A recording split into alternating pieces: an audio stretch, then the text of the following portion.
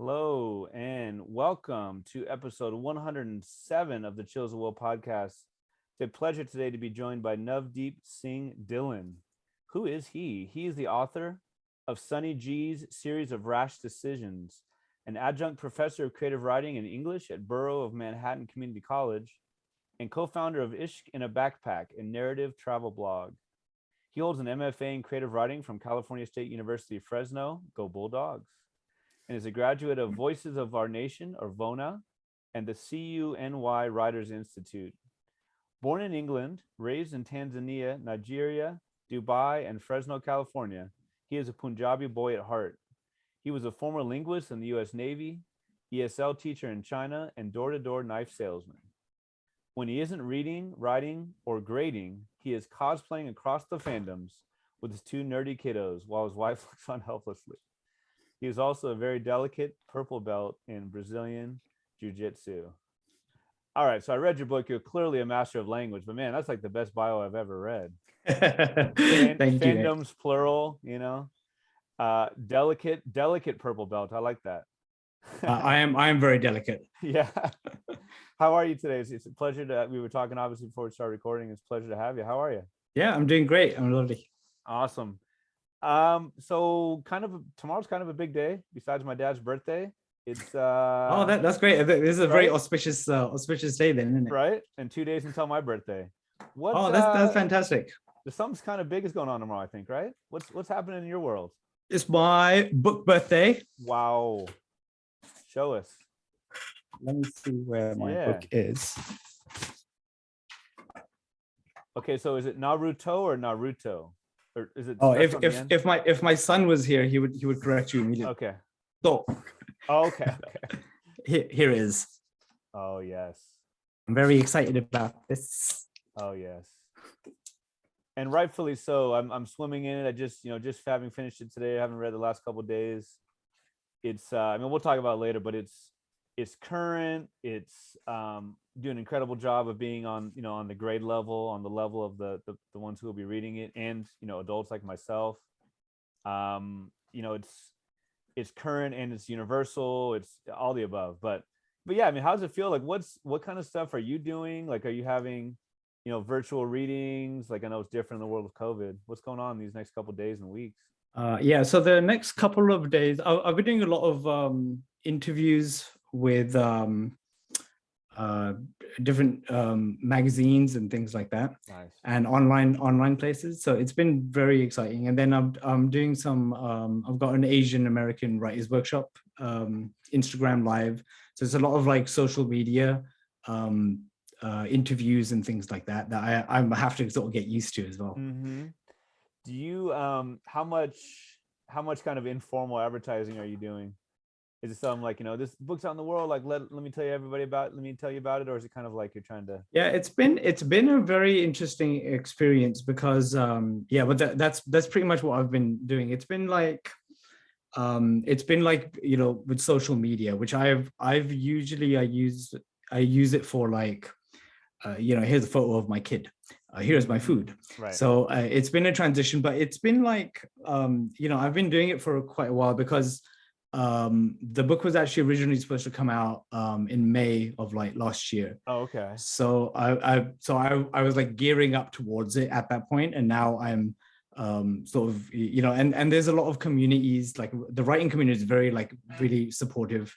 So it's been fun seeing other people's books and promoting them and supporting them, and then so it's like interesting having those conversations, so it doesn't feel like here, buy my book. Right. All right, I'm out now. How does it feel to see your book, see your name on the book cover? That's the book jacket, the book cover. It's very surreal because it's like these so many different drafts and so many people have supported the book, and then all of a sudden you see like it's like a real entity. Oh man, how many copies do you have on hand with you? I actually got sent a box, so it's I've got 12, I think. Nice. Do we have any YouTube like unboxing videos or anything?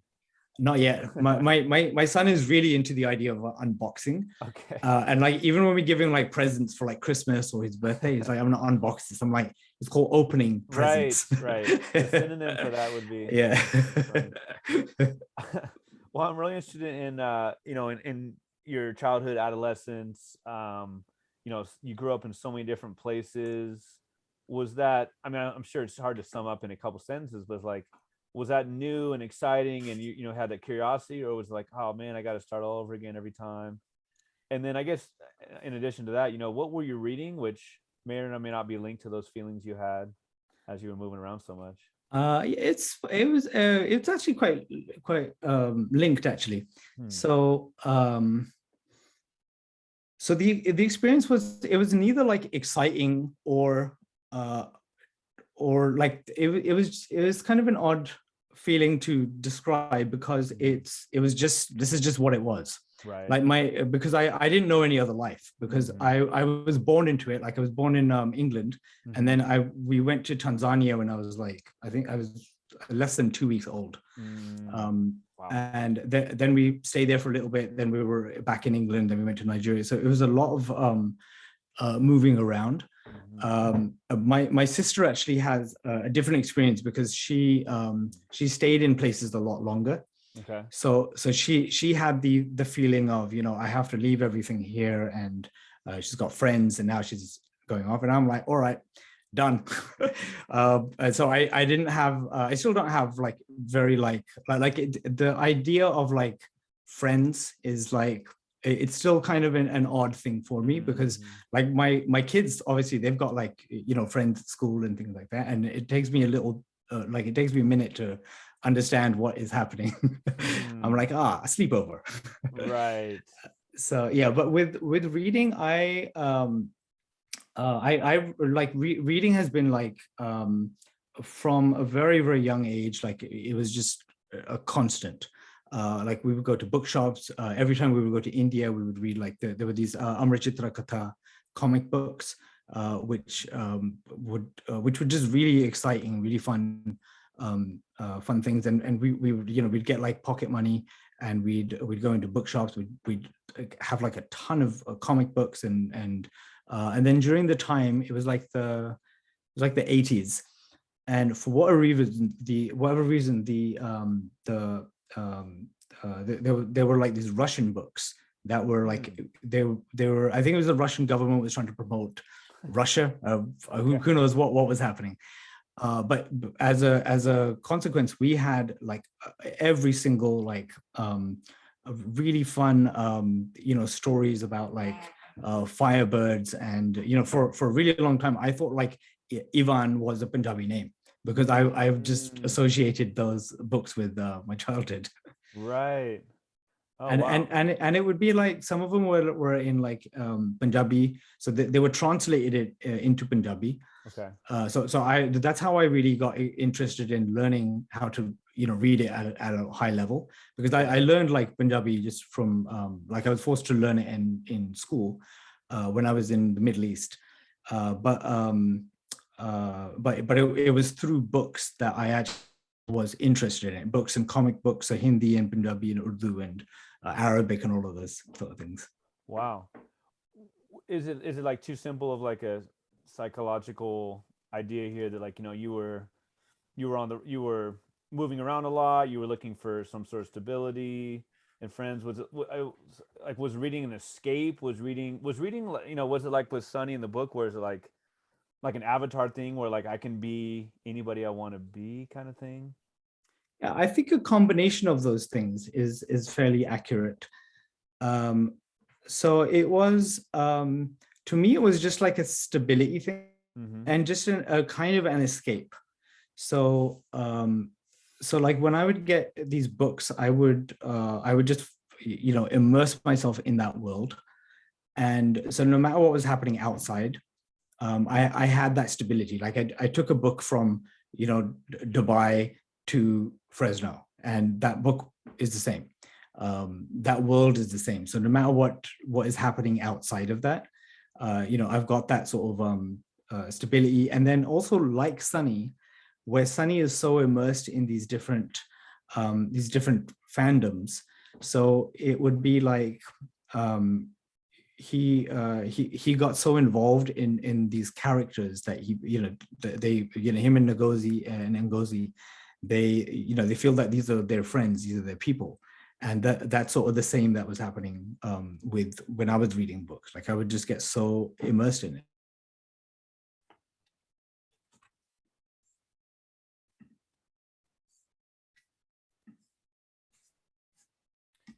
That's very interesting. Yeah, I mean, you talk about in the acknowledgments, and by the way, I love your acknowledgments. I love how exhaustive they are and thanking everyone, right? I was like, and this person and that person and that person, I'm gonna write. I was like, there's no word count to this, and nobody's editing it. So I was like, I'm gonna talk about everybody. and I mean, there's always the idea of like, okay, is the narrator the writer? Where's the cutoff between the fiction and the nonfiction, autofiction, that type of thing. But just what you're talking about with growing up and how you were into books and such, like I really appreciate how your acknowledgments, how you write like, hey, this is for you. And you talk about many different groups, the stutterers, the brown boy nerds. I don't know if that's the exact term you use, right? But yeah, I think that's what it was. Is that right? I just think that's so cool. So I kind of like, I guess, transitions and ideas of like representation. Did you, in what you read, were you able to pick it so much that you did feel represented in all the different cultures, plural, that represent you? Or did you feel like you were reading, like a dominant Eurocentric type of literature? It's so for me, because I like as a third culture kid, which is like somebody that's raised in a different culture than their nationality and their parents' culture. So it's like a brand new. So you're kind of imbibing all of these different cultural influences, right? And it becomes almost a culture on its own. So with that, it's very difficult to be like, this is my culture. So because there's a bit of Punjabi, but then I also, like I identify with so many different places that I've been, even the places that I don't really speak the language very well. So, or places, even Tanzania, I don't really remember it at all, but I still, when you mention the word Tanzania, I'm like, oh yes, I remember like my mom would tell me stories about when they first moved there, and they would go to the Maasai villages and for milk for her jar, things like that. So yeah, but so when I was so in terms of representation, the books that I was reading were it was a mix of a lot of things, because and part of the multilingual way that I grew up, because the English books, they were all very, very white. But because I had the balance of Amar Chitra Katha comic books that were about, Hindu gods and, stories of the Sikh gurus and things from Indian history, it balanced things out. And then I was also reading a lot of poetry. I would be exposed to a lot of TV shows and movies where there were people that, that looked like me, but I didn't identify particularly with them. But so there's a concept in diverse literature or diversity where it's windows and mirrors. And window is essentially where you're empathizing with a character, where you're looking out, or you're empathizing with something that's happening. So there was a lot of windows, and I also had mirrors because of this mixture of influences that I had. Oh, very interesting. Thank you. I really like that windows and mirrors analogy. As you got older, into high school, into university, what were you reading? And then also what, ideas of when you became interested in writing. Were you a writer from the very beginning? Did you have that journal like Sonny, like Goldie, his brother, or was writing something that came fairly later in life? I loved writing when I was a kid. Yeah. So I would be, and particularly, and I like a lot of, I feel like a lot of young adult writers, particularly, they got their start writing fan fiction. And so that's like, I was really into Ghostbusters and like New Kids on the Block and Teenage Mutant Ninja Turtles. So I would write a lot of fan fiction. Just like I didn't know it was called that, Right. but it would like me and some of my classmates and the kids in the neighborhood. We would just be like, oh, this is really cool, or we'd make costumes out of cardboard boxes, and you couldn't get like EVA foam like today's cosplayers, but it would be like so it was part of it was that, and then I had like so there was a lot of those kind of influences, and then we had like we'd go and so it would be a lot of those kind of writing, and then I'd be reading a lot of books in that way as well. Very interesting. Like one of your many jobs, for example, was like a door-to-door knife salesman. Always sure that taught you a certain way to hold the thing, right? Never handle out, that kind of, but those type of jobs. I know you were in the Navy. Like, were you when you had like off time where were you always writing in a notebook? Did you fancy yourself as a writer, or was it just something you did as a hobby? Did you see like, okay, this is something I'm going to eventually do down the road. I'm working on this one big book, or that kind of thing. To go back to what I was saying earlier, where I started writing fan fiction, and then in terms of like I when I moved to the United States, I lost the connection to a lot of the things that were really exciting to me, which was the multilingual, because it wasn't like I actively went out and sought out these kind of books or these kind of comic books. Mm-hmm. It was just, we were in India. There's a big bookshop. That you can go get Russian books. You can go get all of these kind of things. So when I moved to the United States, that avenue was gone, where it was just surrounding me. And then I was in high school, and I was given like these canonical books that I'm supposed to read. So I read them. I'm sorry. Yeah. The canon comes up in the book. Yeah. Pretty good stuff. Yeah. So and it became like, and like as a professor as well, like I see this all the time with my students, and it's my experience as well, where they're like, I don't like reading. And I thought that was like, it was very painful for me, because I actually knew I liked reading. And then I was like, what happened?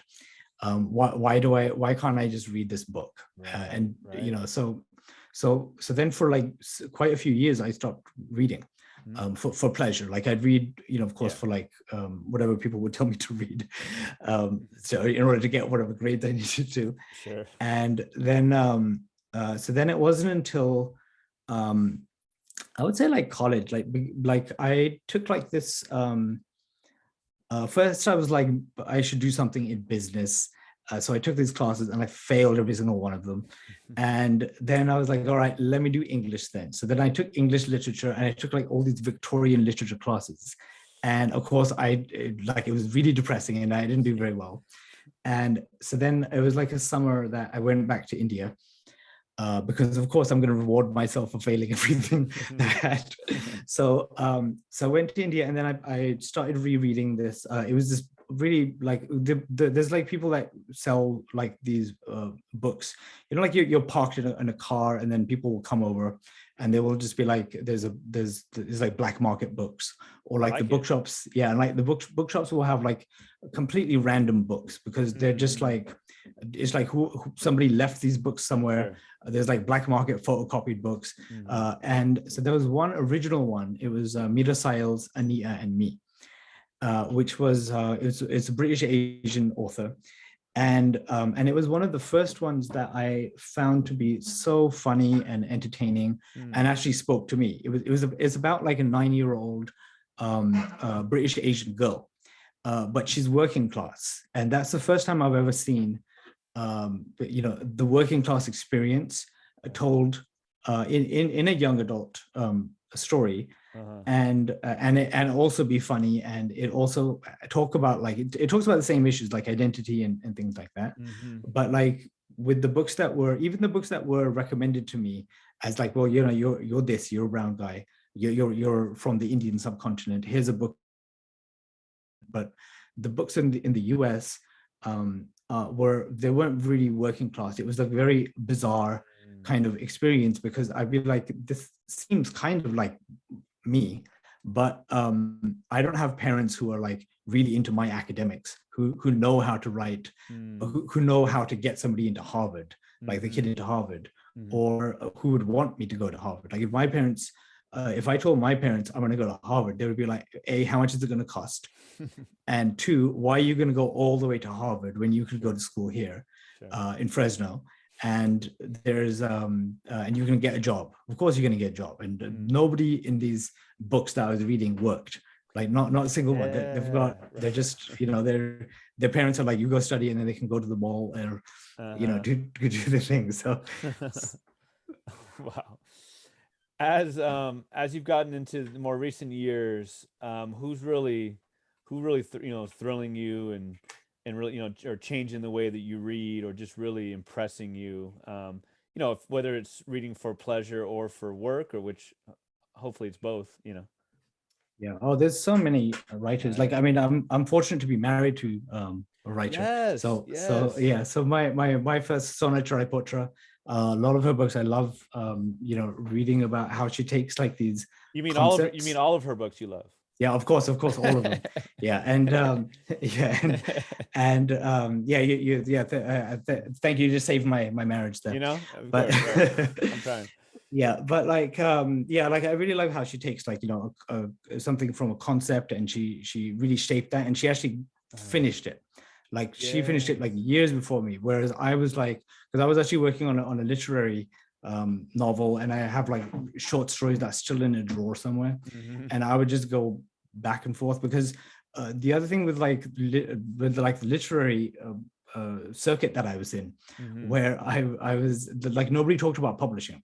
Like it was almost taboo. It was like, you know, you just have to do it for the craft and the process, but you just have to know, you know, how to magically do this. Whereas young adult, they're like very transparent. They're like, this is what you have to do.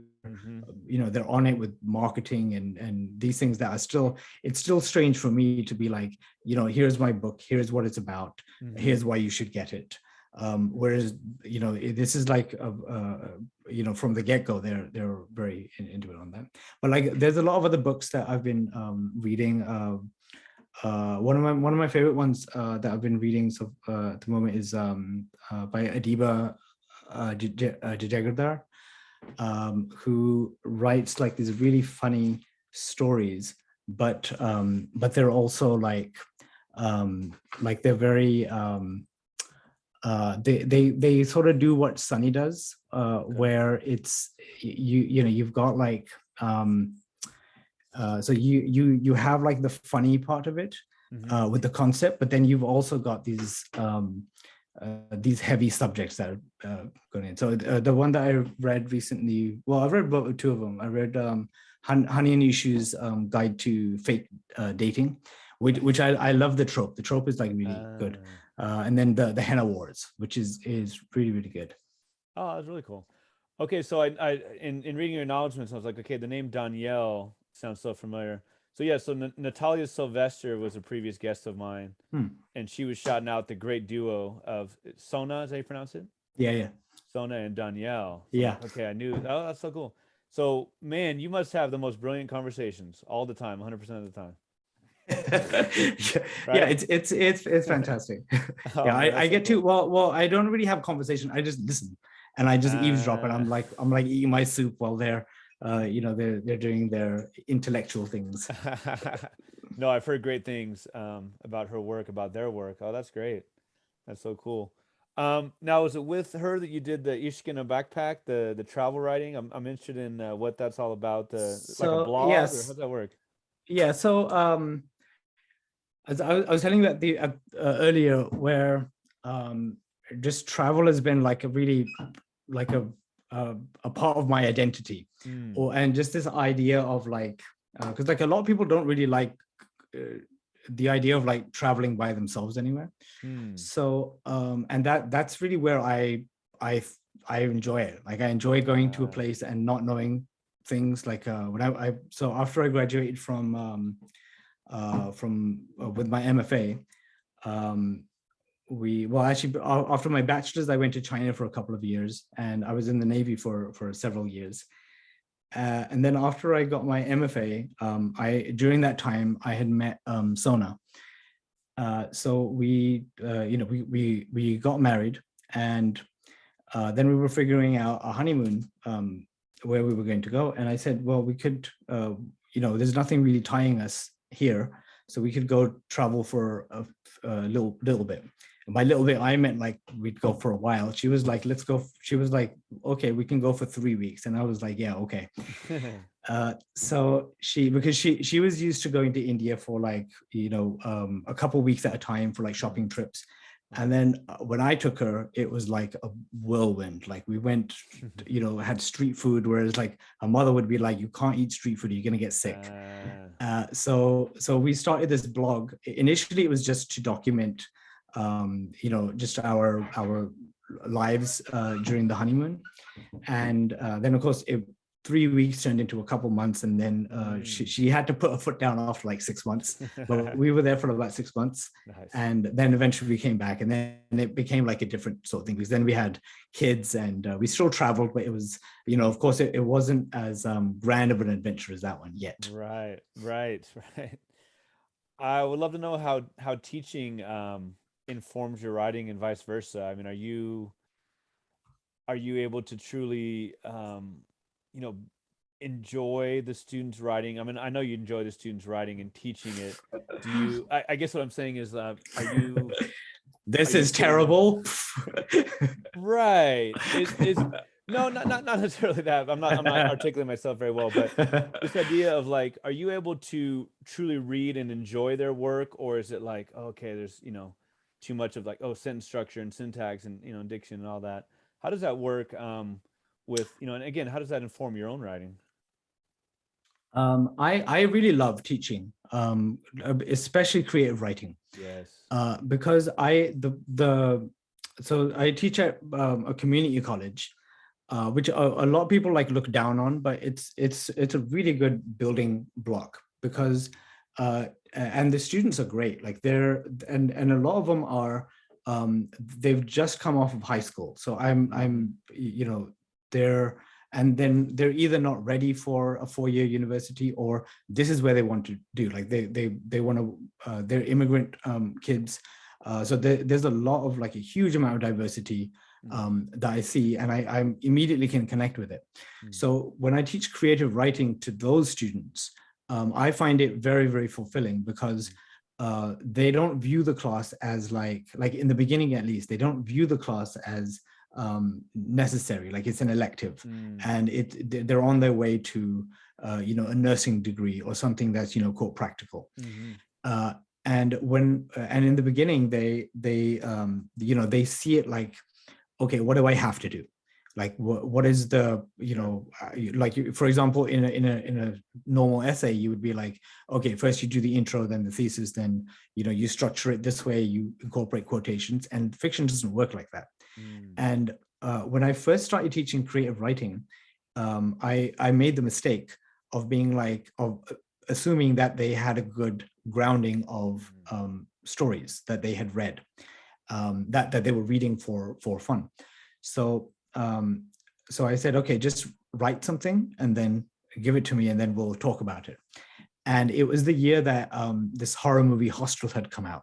Okay. So I got like 7 stories that were about, there's a bunch of white kids, and there's no white kids in the class. But every single story had like white kids in the forefront. So, but it was a bunch of white kids that go traveling, or they're doing something, and then they get tortured for like 5 pages. So after that, I started integrating, like, here are some stories that, and they got really into that, because then we would bring in, like, okay, if you like Dexter, for example, like you want to write horror, but read some horror, so read some Stephen King or some science fiction short stories. And so that really helps me, because these are kids that think they don't like to read.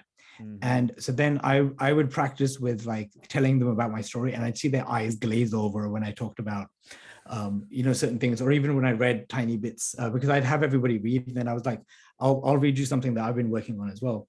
So they were tremendously helpful, even when they were like, okay, Navdeep's reading that book, is he? And so that's the story, is it? But then so then I can kind of gauge what excites them and what cuts through to a kind of universal thing. Like my book is definitely not like it's for a very specific type of reader, and it's for somebody that's very nerdy and enjoys the unknown. Like you can be from a fandom or maybe not from a fandom and enjoy being thrown into a world where you don't understand everything. And there are some people that don't like that, which I completely understand as well. Well, I mean, I wouldn't, I understood some of the references. I didn't understand a lot of them. I didn't understand all of them, but no, I just think, I mean, I probably sound like a broken record. I've said it before, but, and I'm not making this up, but it's this idea that the book is so universal in so many of those themes that are, from Tokyo to Vancouver to, wherever, but it's also, like I said, very specific, to the immigrant experience, to the Sikh, to the Punjabi experience. It's so great because it is very strictly specific, but also so universal in so many ways. I mean, very Fresno centric, if you will. Yeah, absolutely. Right? Thank you. I love it. I Sacramento and I guess still Central Valley. I don't know. Yeah, of course, right? Yeah, right? It goes all the way up. Anywhere there's agriculture, that's where we're Central Valley. There you go. I like it. I like it. I wonder if you could give just a quick summary of the book without giving it away, because people need to read it, and the ending is not necessarily explosive, but the ending is beautiful and extremely well done. So I don't want to give that away, but I don't know if you can maybe just give a little summary. Sure. So Sunny G is Sunny G is the star of my contemporary YA novel, Sunny G's series of Rash Decisions. Sunny is a very super nerdy cosplaying, crochet, and Bollywood obsessed Punjabi Sikh teen. And he's trying to figure himself out while dealing with grief and uncertain post-high school future. And it's set on in a 24-hour prom night adventure that he goes on with a girl who steals his brother's notebook that he's trying to fit in. Wow, you've done that before, I can tell. That's pretty dang good. That was really dang good. Yes. Wow. The title, the Rash Decisions. It's just such a cool. Well, sorry. Let me back up a little bit too.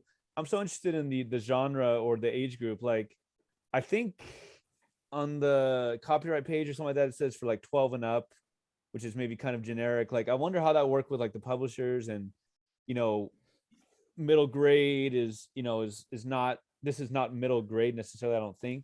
No, I wonder kind of like who this is definitely, yeah. Right. So yeah, because the themes are quite heavy. Yes. So like you could take these themes and write it in middle grade, but this is definitely not middle grade. Like you could take the theme of like alcoholism or grief, and you could certainly write it in a middle grade story. But you'd have to write it, and there are people that have actually written really, really good, solid middle grade books where it's written to that level. Sure. And of course there's no swearing. So yeah, I'm about 2 or 3 pages in. I'm like, okay, this is not. Yeah. So book is that's like the age range from 12 to like whatever 18 or whatever they say. Okay. But in reality, it's like it really depends on the kid as well, for how mature they are, how comfortable they are with these subject matter. So for this book, I would put it safely at like maybe 14, 15. But like my daughter is 12, and she's been reading. She reads like a major amount, and she's actually reading a lot of young adult as well. She just turned 12. So for her, she actually read a lot of my books. She's actually featured in the book, her and my son in there. So yeah, so that age range is kind of is a bit of a mix. Darn it, I think we... But like the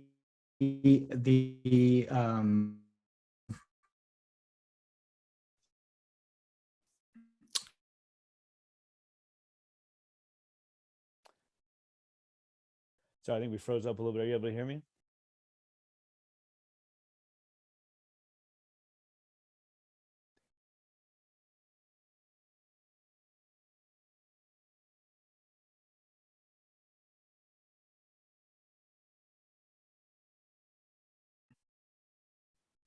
Sorry, are you with me? yeah, sorry, I think that might have been my internet. I just switched it over. It could be me too. Well, Okay, so yeah. you're talking about your daughter is a big reader. She said she's 12. Yeah, so that age range, it starts from like 12, but like, 30-year-olds read it. I read it for fun. Sure.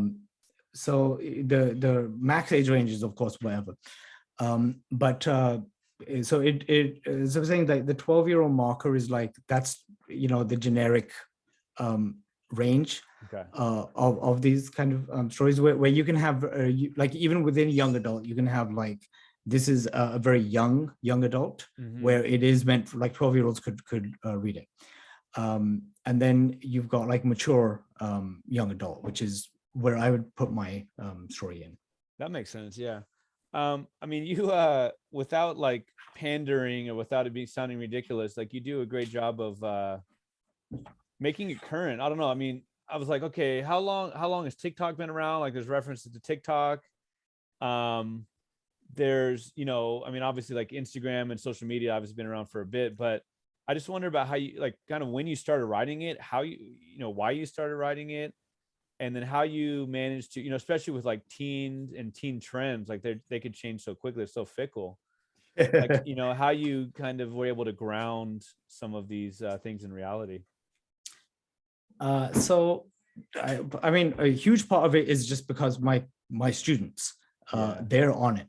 Okay. So like, and I've seen them, go from one social media to another, and which ones they're doing. Like TikTok is so immersive. Like you can't, like with Instagram, like I was on like Facebook for I mean, I'm still on Facebook, but like I'm used to that kind of thing, or Instagram, where I'd be like, okay, I'm going to take a photo. Okay, I'm done with my social media now. Right.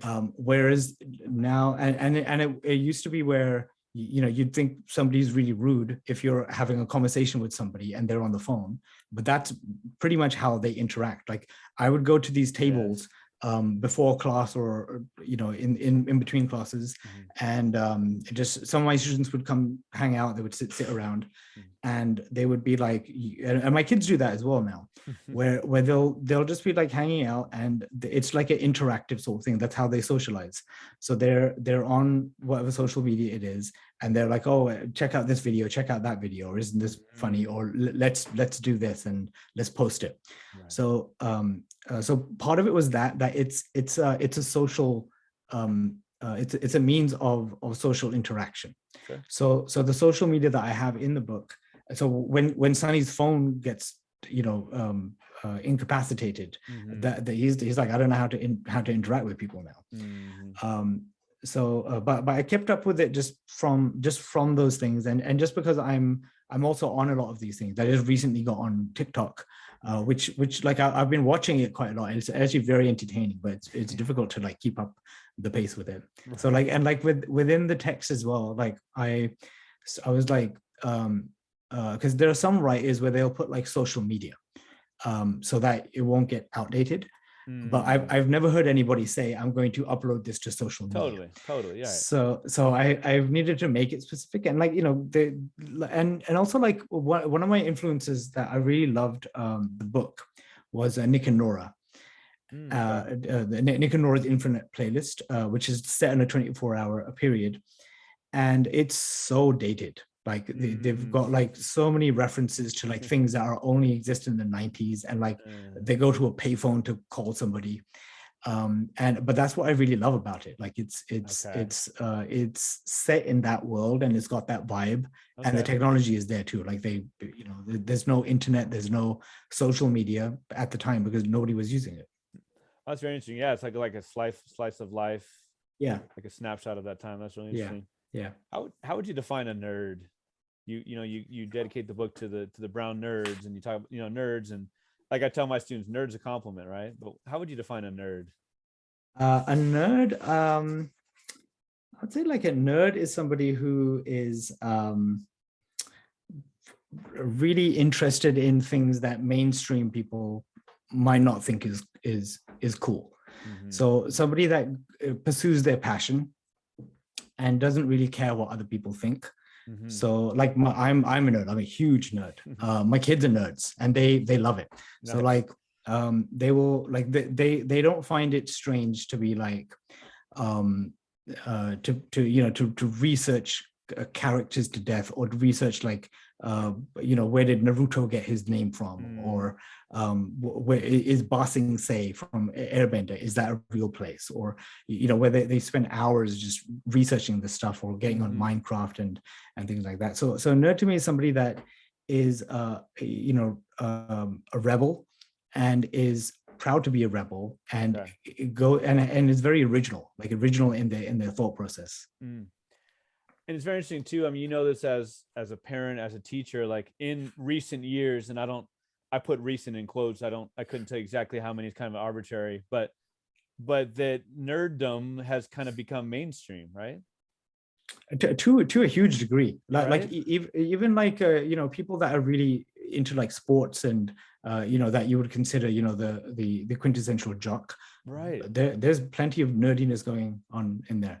It's not reflected in the TV depiction of them, but the reality is that there's a lot of like, it's not as clean cut as it used to be. Right. I mean, like Kanye West will put like anime into his fashion or into his music, and right, no doubt about it. That's a very interesting turn of events in these recent years. World building. I mean, you do an incredible job with your world building. I mean, it goes with the same idea of the cosplay and the nerd world, if you will. Is it Daffid? Yeah, David, right? It can be pronounced both, but the Daffid. I mean, as far as I know, that's your creation, as well as Bramblecore. Yeah, right. Yeah, well, the Daffid is a Welsh. It's Welsh for David. Okay. And one of my favorite characters from what was it? From This Is Britain. His name was Daffid. He was like the only gay in the village. Okay. And he had this. It was like a skit comedy show, and now he's on like the Great British Baking Show, which is really entertaining to me. But yeah, so it's based on that. Originally, it was Harry Potter. Okay. And then as soon as I felt like it just like I didn't feel that it was funny anymore, and I was like, why am I doing this to my poor characters? So but I created a lot of it. Like originally it was just supposed to be because the fandom is not like a huge part of the story. Okay. In the sense that we don't need to know like a ton of information about that fandom. And initially it was because it was Harry Potter, it was familiar to everybody. Like if I say, Hufflepuff, everyone knows what that means. So then when I went and dismantled the whole thing, pretty much, right? Yeah. Because I was like all the way up to like, we were almost at copy edits. And then my team was very supportive.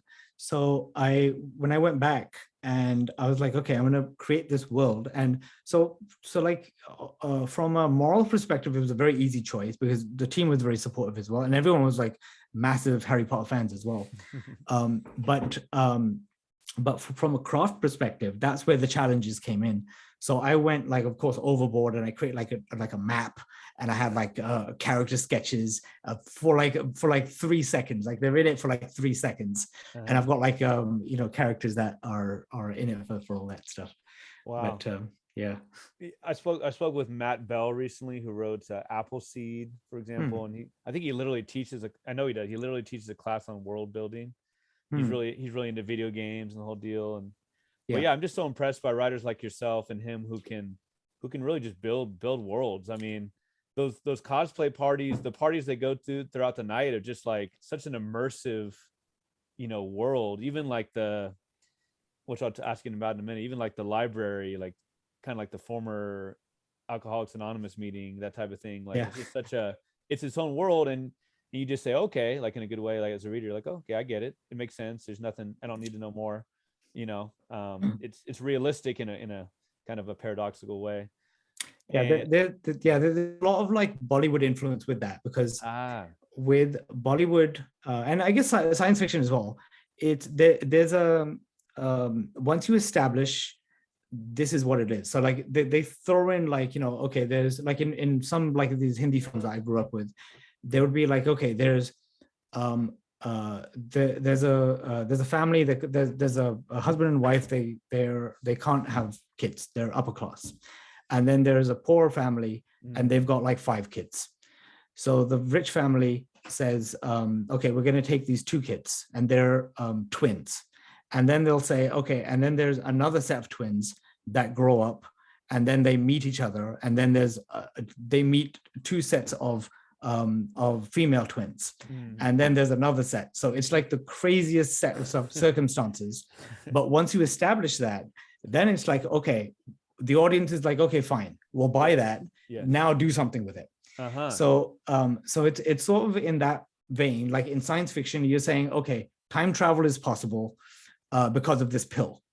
Time travel is like, you don't need to over explain it. You can go into like hard science and explain it too. But once you establish it, then you're like, okay, good. Time travel is possible in this world. Fine.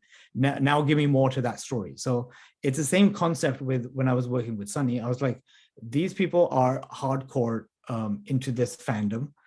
He plays heavy metal. He does crochet. And then they're like, then once that's established, then you just have to be like, okay, what would somebody who does these things and is like an expert in this? Right. Like he wouldn't be like explaining things to anybody. Exactly. He would just be like getting into the nuance of it, and enough that it's that people who don't know what this is, like a lot of people don't know much about the difference between crochet needles and knitting needles. So or like the difference between fandoms and like like the Last Airbender and M. Night Shyamalan. Like they don't know about how really riled up people get with those things.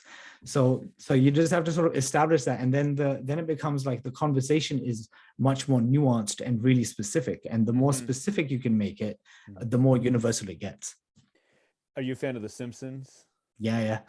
Do you know that kind of famous where like the nerdy guys were asking questions about the Itchy and Scratchy movie, and they were calling the director out on some like incredibly obscure detail, but like that's how fandom is, right? yeah I remember that one. Thank you for not naming Daffid. I don't know if you can see it on your screen here. You're talking about it being a Welsh word. I think this is supposedly the longest word in the world. Oh yeah Right, so Welsh Village, and I'm not going to try to pronounce it. No, I don't think anybody can, like any non-Welsh person can actually. That's right. It's actually like, but I had a mate of mine who was from there, and he was like, it's like the one thing that everybody they ask Welsh people to say, but it's like a location. It's not actually a name.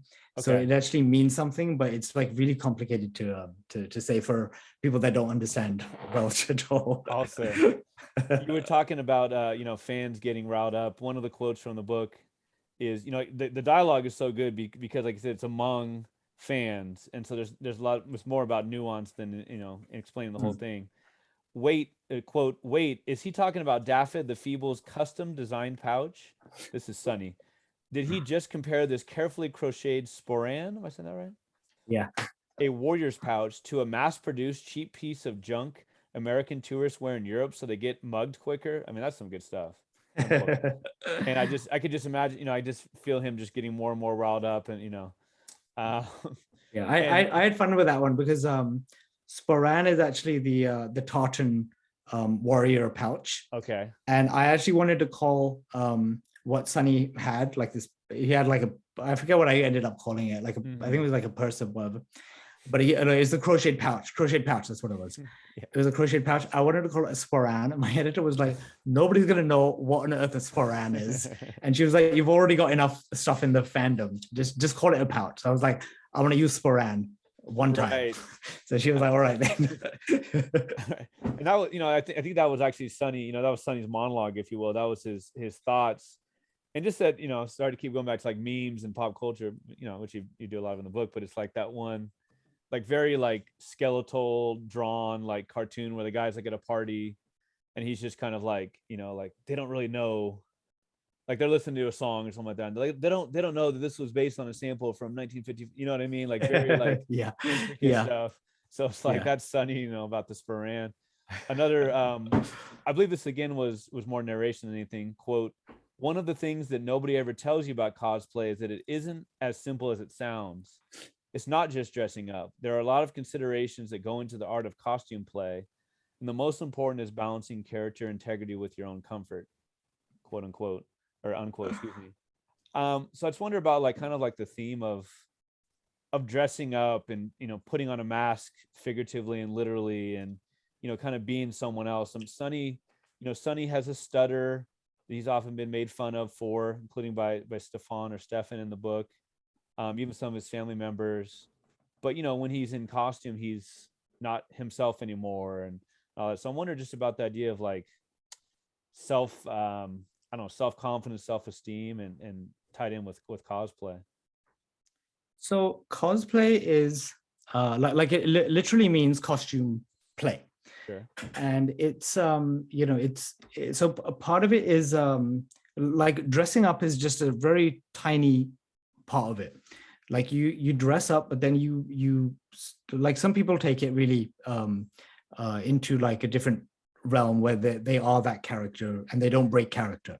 So like Spider-Man, for example, like at like Comic-Con, like where me and my kids have been going for like years to Comic-Con, because I would get like press passes, I would write articles, so we'd go for like 4 days straight.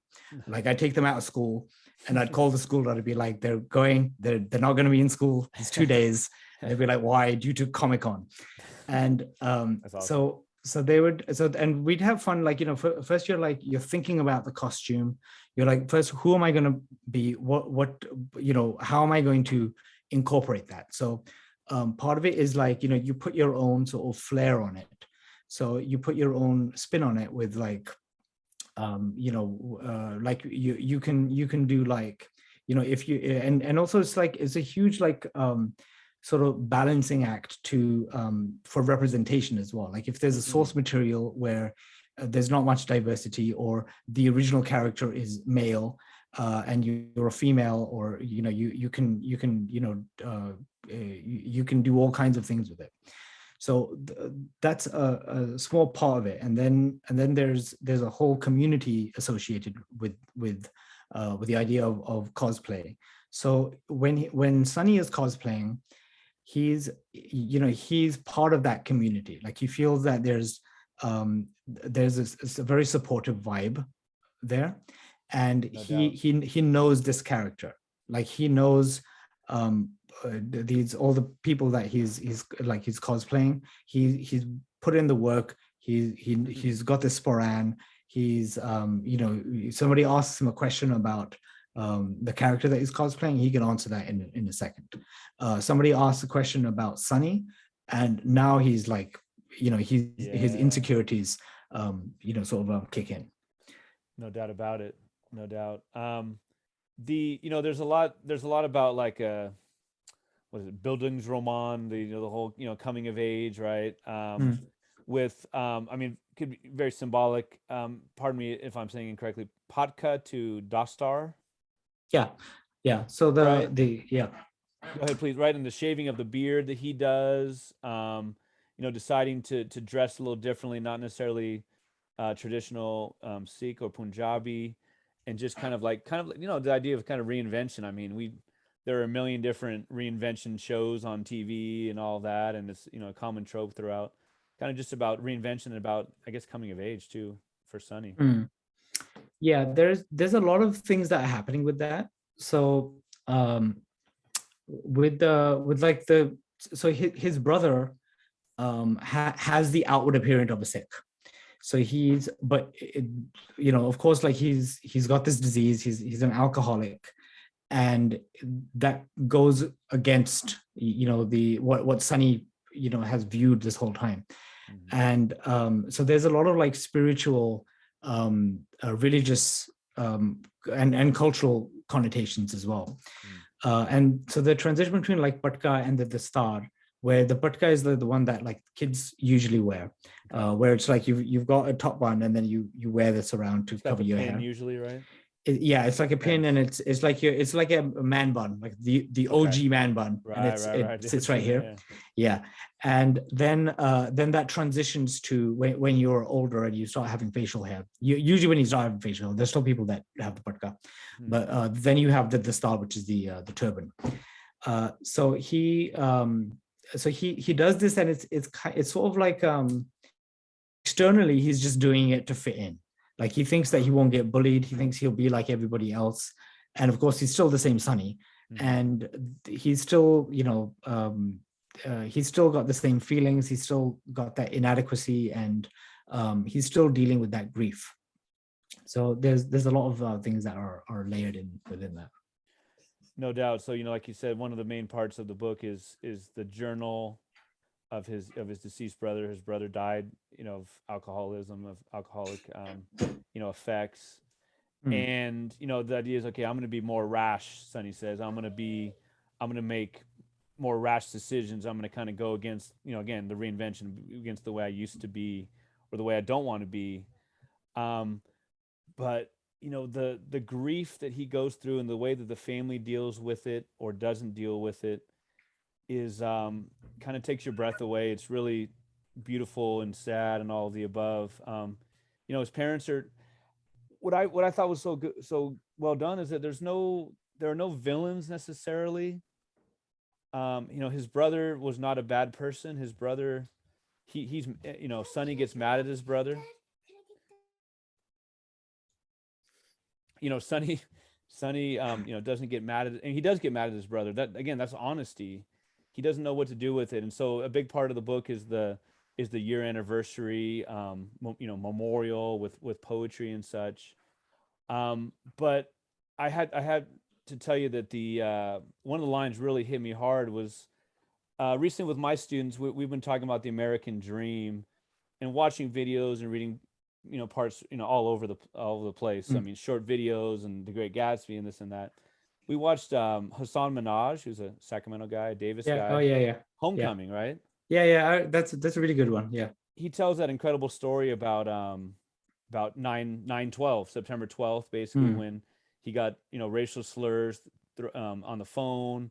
His car was broken into and the glass broken, and his dad's there, sweeping up the glass in his feet. And his dad said the term, and the term came up in the book, the term for what will people think. And my students who spoke Hindi, who spoke Punjabi, like I said, the overlapping languages, there was just yep, like there was so much recognition. Yeah. And so when I saw that in the piece, sorry, long way of saying, but that Sunny sees outward grief. Sunny sees like an admittance of the problems that his brother had as some sort of as his parents saying, what would people think? So we're going to sweep it under the rug. We're going to use that metaphor again, we're going to, not talk about it. And so I just wonder where the silence came in. The family had so much trauma with the tragic death of Goldie, his brother. I wonder where the silence and trauma came in your writing, and how hard that was to write, because it was hard in a beautiful way to read. It's a lot of there's a lot of trauma that's inherited, and the whole idea of what will people think is something that's very much ingrained in the way that a lot of people have grown up. I think a lot of immigrants, the way that they've grown up, which is so with the alcoholism, this is not a new, like, this is not like a Punjabi specific problem, where, you know, the pop culture is rife with it. Like, you listen to, you know, rock music, punk music, watch any kind of films, and it's you know, alcohol is glorified. Oh yeah. But the idea of, like, you know, seeking help, this is where it kind of gets into the gray area, and this is where the silences really become like a deafening silence, because like Goldie tries to seek help. He tries to seek help, but and a lot of, like, the mental health, like the you know, the usual things that work for people that for, like, if they don't work for immigrants. So, like, if you say, you know, you just have to cut out the toxic people, or you know, you just have to, you know, you can't be back in the same environment that you had before you know, you came to rehab. And that doesn't work for Punjabi people, because oftentimes the toxic people are your parents, even though they're very nice about it and they bring you, you know, sliced fruit instead of saying sorry. But unless you want to, you know, completely cut ties with your, not only your family but your extended family, you know, you're not going to have this happen. So, like, I actually had a close friend who is an alcoholic, and he went to rehab like a couple of times, and his father is this colonel or former colonel in the Indian Army. So he was like this, you know, larger than life guy, and he was like, so he comes back from rehab, and of course there's alcohol at the party. Like, he's got alcohol at this place, and we were like, what on earth are you thinking? And but because he was so, you know, he was embarrassed that his son had this illness, and he wanted everybody to be like, well, things are fine, everything's fine now. He had a bit of a thing, but he's got it under control now we're back to normal. So that idea of you know, what will people think, it's like, and different cultures have different names, like in when I was in China, it was a mianzi, which is literally means to save face. Right. So like, but it's the same concept. It's like, you know, you don't tell somebody about my problems, otherwise I will have no face, which means you know, you're embarrassing me and my reputation and things like that. Wow, thank you for, yeah, that's so interesting. You know, there's some really poignant moments for sure between with Sonny and thinking about his brother, and, you know, there are people who are still around who were part of the partying that his brother did. Like you said, they're not necessarily horrible people. They're, you know, just in a, you know, a fairly small town, small community that he lives in, fairly, you know, there are so many reminders on a daily basis, and in that overnight, you know, he sees so many of them, experiences so many of them. Mindy is such a fun character. Mindy with two eyes. Yeah. You know, the name from a 1970s Robin Williams show. You know, she has kind of a parallel story coming from the Hmong family with her grandmother, and had such a closeness, and is still reeling from the loss of her grandmother. The beautiful conversation between Mindy and Sonny's grandma, even though they weren't speaking the same language. That was very well crafted on your part. That was just really cool. Thank you. I wonder what maybe the inspiration for Mindy, because I'm like, all right, this book needs to be a movie. First of all, I'm like, okay, who's gonna play Mindy in the TV show or the movie? But kind of inspirations for Mindy, maybe. It was pretty organic, because I as I was telling you, I grew up in Fresno in the 90s, and there's like so many Hmong people that had come over, and they had particularly that generation, they had a really tough time because they weren't really fitting in with everybody else, and because their families had been literally uprooted from a nomadic lifestyle, and we're like, now this is it, this is Fresno, this is where you guys are at. So there was a lot of like communication and cultural things, and so I had a lot of friends that were Hmong, like classmates and people that I still stay in touch with. so as I was writing it, I was like the trauma that that Sunny is going through, like not just the grief, but like the ancestral trauma. Like for example, it's not really mentioned on page, but like with a partition, which is when India was India and Pakistan and was divided, which is pretty much where Punjab was cut into like a lot of pieces. So like my dad is a Punjabi poet, and he's like in his like 80s now, and he still is talking about something that happened when he was like 4 or 5 years old. Wow, yeah. And when he writes Punjabi poetry, it's something that is that I found really like a really strong connection with Mong, because with Mindy, she's like she's of this new generation where they have words, they have written words, where all the traditions were all spoken. Right. Whereas the Sikhs, we've got our holy book, it's all poetry, we've got tons of poetry, we've got literature. But when my dad writes poetry, for example, he writes in a script called Gurmukhi, which is on the India side. And that same language, if he's over to Pakistan, which is like they pretty much just drew a line arbitrarily. But those people are pretty much they can't read the Gurmukhi, and the Gurmukhi people can't read Urdu, the Urdu script, because it used to be people would learn all these scripts, but there was a defining theme.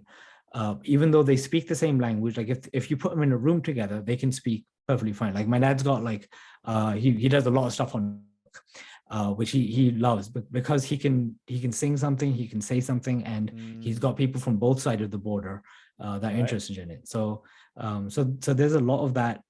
So there was a lot of overlap with the literary component with what with the Hmong generation, where they're doing something completely new, that they have no literature, and now they're putting these things to words. So like I said, some beautiful lines about family and history, and even the silence and trauma. Just short and to the point, and really hit me hard when he was Sonny was talking about his brother, and he said it's just so definitive, gone. Quote, in a parallel universe, I could have just told Mama and Papa I'm going to prom and not coming to the Barsi, but we don't do that in my house. We contort ourselves into all kinds of positions to avoid saying what we're really thinking or feeling. And then, just the idea of the Barsi as a remembrance. And again, just one of those lines that like kind of didn't come out of nowhere, but it was just so short and to the point and so powerful. Quote, he didn't even leave me this journal. I just found it, and it's still a mess. I'm still a mess. Unquote. And that, of course, is Sonny talking about his brother. I got to imagine, like, this is what it looks like when whiteness is not centered, or the white gaze. Like, there's so many incredible characters. There's this is I'm sure hopefully not, maybe they're coming for years next for the whole like banned books or whatever, because you actually dare to tell the truth about like history and the whitewashing of history, right? And I just love the discussions between you have Ngozi, who's Ghanaian and Nigerian, right? And she comes through England, so there's all kinds of colonialism there. I looked up the word. I think it starts with an H that basically means like bastard. It was that Sonny was talking about the British, when they were part of the partition and that kind of thing. Oh, okay, yeah. Right. But yeah, just in the the Hmong, and how much I know research you did. I know you said a lot of it was organic, but I know you did research and just stories about how about like the horse myth, like you said, about not being a spoken language and all that, and just so many interesting characters. And I just love, it's not Gilmore Girls, which I don't know if you ever saw that show, which I felt like, come on, like they're always talking at like they're supposed to be a high school and they're talking like like they're university professors. But you have smart, well-read, maybe not getting good grades in school like Sonny, but like smart. They know their history. They're educated in the ways of the world, and just so many cool characters. It's like they could all have their own stories. Mindy could have her own book, that kind of thing. So that's my long way of saying great job, congratulations. Thank you so much. I'm honored to be able to read it a little ahead of the time, and I just wish you great luck in the future. And I wanted to ask you real quick too. Any future projects that you have, or is it kind of like, all right, let's just worry about this one yeah. first? Yeah, exactly. Yeah, but I'm working very slowly on a story is also set in Central California. It's going to have tractor drag racing. Sweet. So it's I'm actually going to the Tulare Fair that's coming. I think it's tomorrow or day after. Oh yeah, but wow. they've got like solar tractors. I'm very nerdily excited about it. Well, thank you. I always thought it was too. I never knew how to pronounce it. I see it all the time. I'm probably not pronouncing it properly either. Hey, you sound like But you got the confidence. it's what Fake it till you make it, right? I was wondering if you might want to read maybe an excerpt of the book. Oh yeah, I'd love to. I would appreciate it. Yeah, just use your imaginations, because it's I can't do an American accent. My daughter actually banned me from using an American accent. Kids are rough, right? Yeah, they sure are. Okay, I'll read I'll read this chapter 2, because I just like the title, The Promcatastrophe. I'm sitting at the table watching Stefan not notice me. I quickly realize it's not just him, it's everyone here, just carrying on with their conversations, paying no attention to me at all. So this is what it feels like to blend in. I could get used to this. I don't know the names of everyone at the table, but recognize some of the faces from middle school or elementary, others from classes or rallies. Maybe some of them feel that way about me, like I look vaguely familiar, but without the beard and turban, they don't realize I'm me. I'm surprised Jasmine isn't saying anything about my face. She never actively bullies me, but does occasionally join in the yuck-yucks with Stefan and his minions. Jasmine's not especially religious, but we have occasionally bonded over the delicious glory of matar paneer and jalebis at Sikh functions. I glance at her hair. It's dark red, almost maroon, and falls neatly to the tops of her shoulders. Her prom dress is the deep shade of green, matching her eyeshadow. An odd choice, but definitely in line with this year's prom theme, nature. I clear my throat and wait for a tiny lull in the conversation to dive in. This ambience is interesting, I say. The stutter is barely noticeable. Nice. Ambience is a good way to put it, Stefan replies, looking up briefly from his phone. It's still jarring to hear him speak to me like a human. It's like the green goblin exploded all over the gym, Pushpa says. You would think someone would be like, this is too much green, man, I say. I bite my lip to refrain from adding, yes, I have just started a conversation. Out of habit, I lift my hand and my fingers clasp my now non-existent beard. The prom committee interpreted the theme of nature as making everything green instead of actually going green, and not like an elegant hunter green or whatever. I'm talking plastic, terrible for the environment, blah green, tablecloths, plates, cups, cutlery, and trees made out of crumpled up brown paper, stapled to the doors with green paper serving as foliage. Yeah, I'll stop there. Thank you. Marge Simpson wasn't sure if it's foliage or foliage or whatever. So I appreciate that. Yeah, I mean, I love how Stefan's not a stereotypical, like he's not a jock. He's not like the quarterback. He's like, he's not an athlete. I remember you wrote in one place, and he's actually kind of smart, even though he's kind of like a doofus in those ways, and gets in trouble with the police or provides the alibi later on.